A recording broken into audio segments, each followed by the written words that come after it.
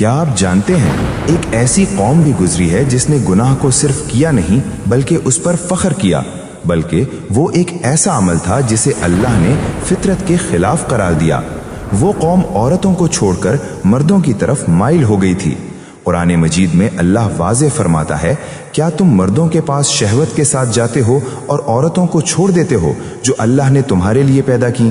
یہ عمل چھپ کر نہیں ہوتا تھا بلکہ کھلے عام راستوں میں، محفلوں میں، اور سب سے خطرناک بات یہ تھی وہ اسے غلط سمجھتے ہی نہیں تھے بلکہ صحیح قرار دیتے تھے۔ حضرت لوط انہیں بار بار سمجھاتے کہ یہ عمل اللہ کی بنائی ہوئی فطرت کے خلاف ہے، یہ نسلوں کو تباہ کر دے گا، یہ معاشرے کی بنیاد ہلا دے گا، لیکن قوم کا جواب تھا، جو ہم کرتے ہیں وہی ہمارا حق ہے۔ حضرت لوط علیہ السلام حضرت ابراہیم علیہ السلام کے بھتیجے، اللہ کے نبی، جنہیں ایک ایسی قوم کی طرف بھیجا گیا جو بظاہر خوشحال تھی، شہر آباد تھے، کاروبار چل رہے تھے، زندگی آرام سے گزر رہی تھی، لیکن ان کے دل مردہ ہو چکے تھے۔ وہ قوم ایسے گناہوں میں مبتلا تھی جو اس سے پہلے دنیا میں کسی نے نہ کیے تھے۔ اللہ قرآن میں فرماتا ہے، تم وہ بے حیائی کرتے ہو جو تم سے پہلے کسی قوم نے نہیں کی۔ جب حضرت لوط علیہ السلام انہیں سمجھاتے تو وہ ہنستے، مذاق اڑاتے اور کہتے، اگر تم سچے ہو تو اللہ کا عذاب لے آؤ۔ یہ وہ لمحہ تھا جہاں قوم نے خود اپنے انجام کو دعوت دی۔ حضرت لوط دن رات انہیں سمجھاتے، نرمی سے، محبت سے، کہتے، اے میری قوم، اللہ سے ڈرو، یہ راستہ چھوڑ دو، یہ تمہیں تباہ کر دے گا۔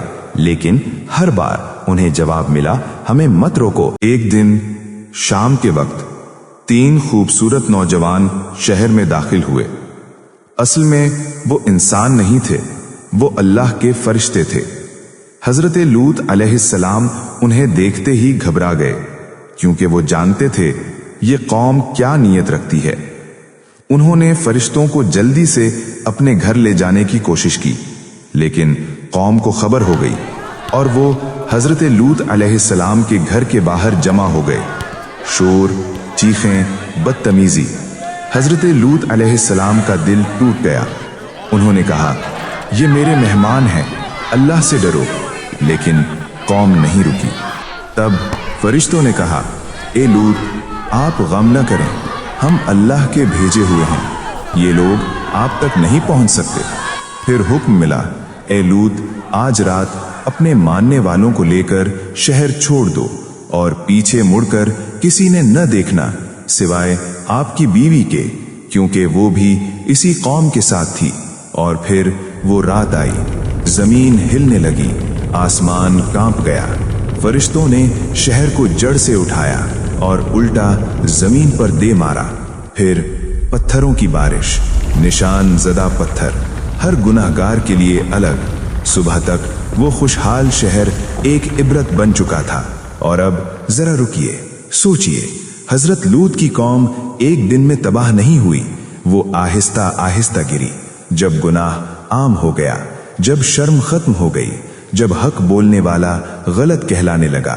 سوال یہ ہے، کیا آج ہم بھی وہی غلطیاں نہیں دہرا رہے؟ یہ کہانی صرف تاریخ نہیں، یہ وارننگ ہے اللہ کی طرف سے کہ جب حدیں ٹوٹتی ہیں تو عذاب خاموشی سے نہیں آتا۔ اگر یہ ویڈیو آپ کے دل کو لگی ہے تو یہ کسی ایک انسان تک ضرور پہنچائیں، شاید کسی کا دل جاگ جائے۔ صلی اللہ علیہ وسلم۔